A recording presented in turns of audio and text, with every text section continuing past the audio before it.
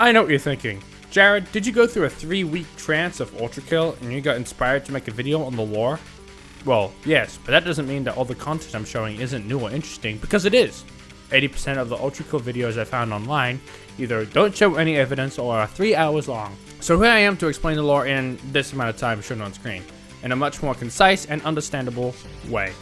Starting with the start, of course. Chapter 1. In the beginning.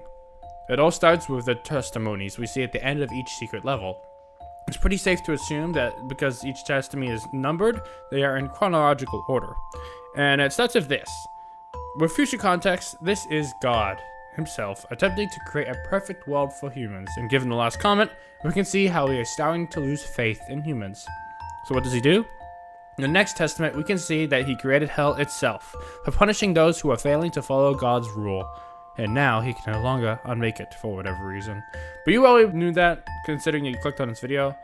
But either way, Lucifer, a fellow angel, was like, God, isn't torturing humans for eternity kind of cruel? And God was like, and God threw him into hell. And then immediately regretted it. And the final testament shows us God being a little bit more sad, and judging on this line here, feeling a bit toaster-bathy. And that's all we got from the perspective of God. God's story isn't completed though, because we get from other bios, specifically Minos' bio, that after the disappearance of God, as the angels were lost and heavens were in chaos, blah blah blah blah, this is the part we need to understand. The disappearance of God. We know that God disappeared, leaving heaven in chaos. Amongst the chaos, a new form of leadership formed called the Council of the People, to take charge. Also Minos' bio. Which strictly upholds the dogma of faith, shown in Gabriel's bio. But because God wasn't there to supervise, it slowly grew into a twisted version of heaven. Kind of like Neon White's heaven, if you know what I mean. Because of this, many of the citizens of hell decided to revolt against heaven, requiring the council to use their strength to stop such resistances. Like Sisyphus, who hated his punishment of pushing a boulder up a hill for eternity. And when he saw heaven was in chaos, he decided to strike and take on heaven, in which Gabriel, an angel of strength, was sent to strike Sisyphus down. All found in his bio. One important note is that this is Gabriel's first act of violence, shown in this act of using his sword for the first time. This would start a chain of events in which the council will establish a new order. Next is the lust layer, which is Minos' layer. Minos' character is pretty important for the story, so forgive me for yapping, but Minos was kind. Well, at least kind enough to understand that eternal suffering was pretty bad, so he conformed his layer of hell into an actual city, thus allowing those to thrive. But the council was like, no, you can't do that, and sent Gabriel to kill Minos. Minos was nice enough to attempt to talk Gabriel out of killing him, but instead he was met with... Gabriel was then appointed the new judge of hell. Oh yeah, did I mention Minos was the judge of hell?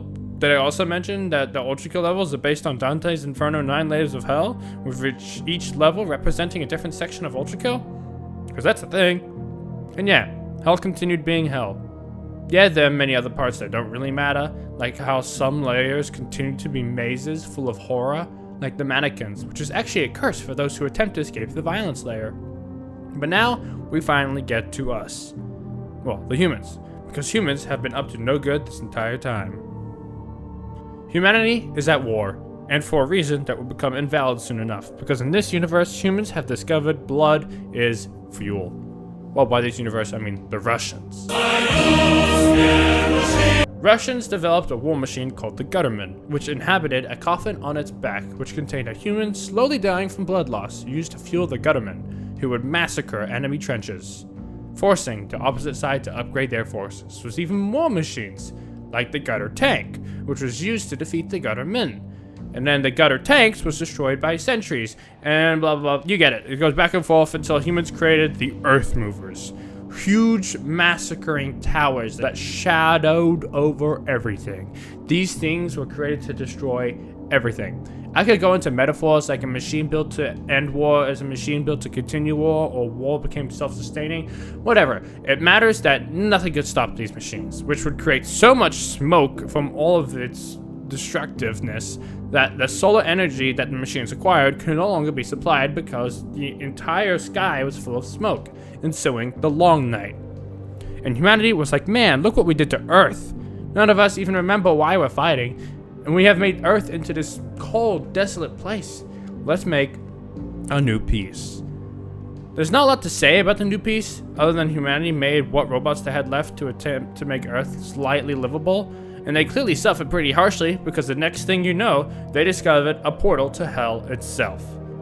The street cleaners that originally were used to clean the corpses of war were repurposed for starting the expedition into hell from the bio. This shows that the hell expedition came after New Peace started.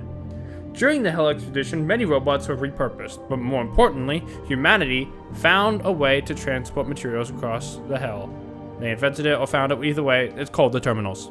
Terminals were used to transport materials through magic, JK. But there's a real function, but this video isn't for that. Nonetheless, humanities wanted to use these elevator terminals to transport materials across hell, but they were only able to transport one vinyl of the song we hear at the terminals, because the expeditioners soon realized that hell is alive, its own separate organism.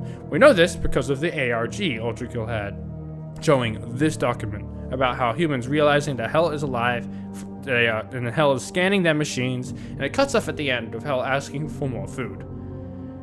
And then we close the entire thing down. We know this because the ARG references Tom, and in the progress reports of the terminals after Prime bosses, we also see Tom, who is clearly still alive. But humanity doesn't let the hell spread. That's all that matters. And humanity gets as far as to be able to learn about the terminals from a distance back on Earth. Even being able to understand their emotions going through all of this story here. But they left all the machines down there when they escaped from hell. This leads to the terminals becoming semi-sentient, becoming very, very bored. They would then record battles nearby and send footage to nearby terminals to create a demand. This would develop even more, and they started enticing other robots with even more weaponry to create even more scenarios for bloodshed. This is what even supplies V1, our character, with the weaponry to traverse hell. But back on Earth, for seemingly no reason at all, humans got completely wiped out. Maybe hell broke through the gates. Maybe the terminals transported creatures outside of hell. Or maybe humanity just ran out of materials. Either way, they just vanished, leaving the surface of Earth completely empty except for the bloodthirsty robots who needed that blood to survive. Now here's the thing I want to discuss of the two timelines I've described to you. The first one with God disappearing and heaven, council of people taking over, and the other ones of the humans killing themselves, essentially. When do they take place in terms of each other? Well, let's start with this instance in the Gutterman bio, serving as inspiration for the higher powers to make the confines of the violence level, specifically the mannequins. Remember the people that tried to escape the violence level of hell and met with the mannequins after God disappeared? That means that God has not yet left at this moment of time when the Gutterman was invented. Because what Gutterman would the heavens have inspiration for to create the mannequins at that point? If you didn't understand that, that's fine. All you need to understand is that God has disappeared after the creation of the Gutterman. Now let's look at this quote from the Ferryman's Journal of being flooded with billions of souls. I believe that this large scale of deaths is not due to humanity's extinction, but to the Earth Movers. Notice how there's a lead up to the large flood of millions and then billions? This is indicating a war, killing millions, and then a final blow by the Earth Movers, killing almost all of civilization. This is not the end of humanity, as I believe the end of humanity was a very quick death. I'll expand upon this later. Either way, Gabriel arrived to the rescue, clearly roaming hell as if he was the judge of hell. I say this because Gabriel had no reason to roam hell before the council was established, because heaven was in chaos after God died, and who else but Gabriel would need to be there? Because Gabriel was appointed judge of hell at this point, Gabriel has already killed Minos before the Earth Movers, meaning the 200-year war encompassed both God's disappearance and the establishment of the Council's order. So when Minos' bio says he is still respected millennia after his death, it means that it has been a millennia after his death to our point. It means it's been over 1,000 years since the end of the war. This means it was not a simple hop, skip, and a boom to find hell and then leave. This was generations of creation after the war ended. Not only that, but all of the robots which use blood as fuel had to have some form of blood intake during these millennia. And I think that is part of the reason why humans started to explore hell. Full of blood and demons, which can be harvested for fuel. But remember, the blood has to be fresh. Not all robots needed to be powered.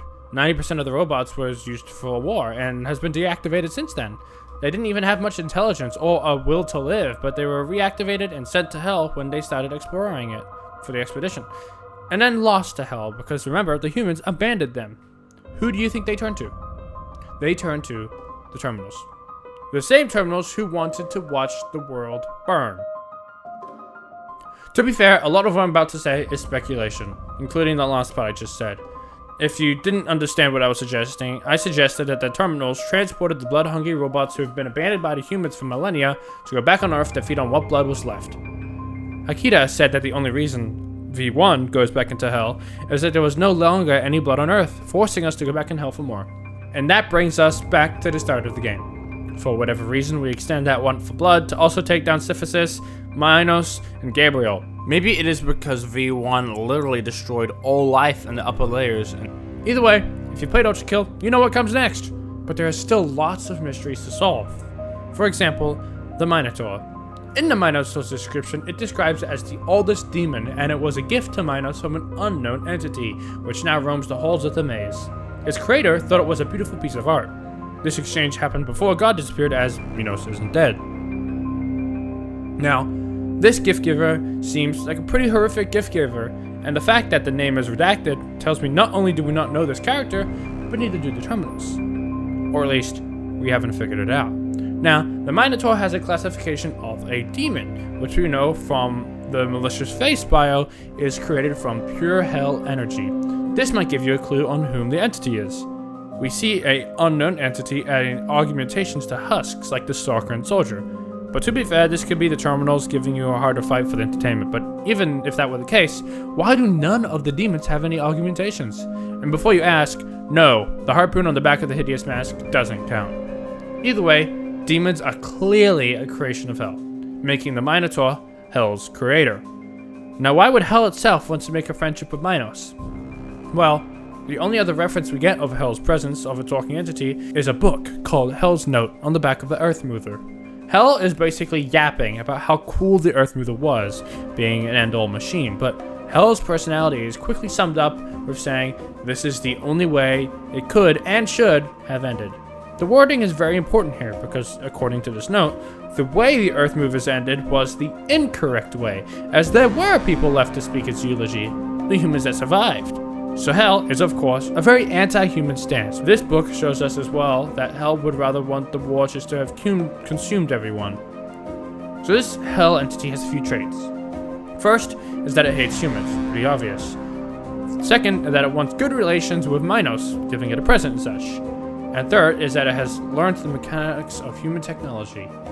All of this points to Hell being Lucifer himself. Let me explain. To understand Lucifer's role in all of this, we must first understand Lucifer's role in Dante's Inferno. You see, in the book, Lucifer was a fallen angel who rebelled against God and was thrown into the lowest layer of Hell, held back by unbreakable shackles. Lucifer in Ultra Kill was also thrown into the depths of Hell, unlike Lucifer Inferno. Lucifer in Ultra Kill would grow to hate humans as well, because they're the reason God threw him into Hell, just like Inferno. And the timeline makes for a moment, like the Minotaur present, with Minos being alive and Lucifer in Hell at the same time.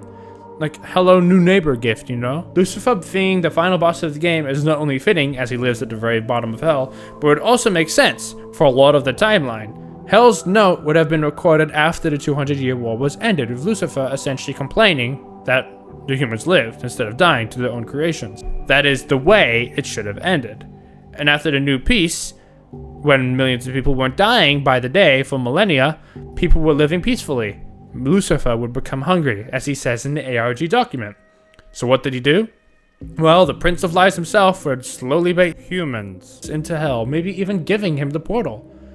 And he would learn their technology to be able to feast once again. Lucifer probably learned of the Terminals. The same Terminals that were able to transport anything in between them. The same Terminals that we last saw being looked into for the humans trying to re-establish communication. I've been over this, but if you want to hear it again, I believe the terminals sent bloodthirsty robots back to Earth, but I believe this to be influenced by Lucifer, maybe even orchestrated. But either way, it's pretty suspicious how things have been turning out for this hypothetical Lucifer, except for the fact that Lucifer's only food source is now completely vanished. Well, except for some of the demons that are still left in hell, which are also being massacred. So like, what is Lucifer's plan? Well, he has us feed the blood trees, based on the same spaced out letters here, but outside of that, I can only suspect that all life in the universe is coming to an end. And so, as we continue to purge all life from the upper layers, we reenact the life of the Earth Mover, going out not with a bang, but with a whimper. Except for this one line which has haunted me while writing this script.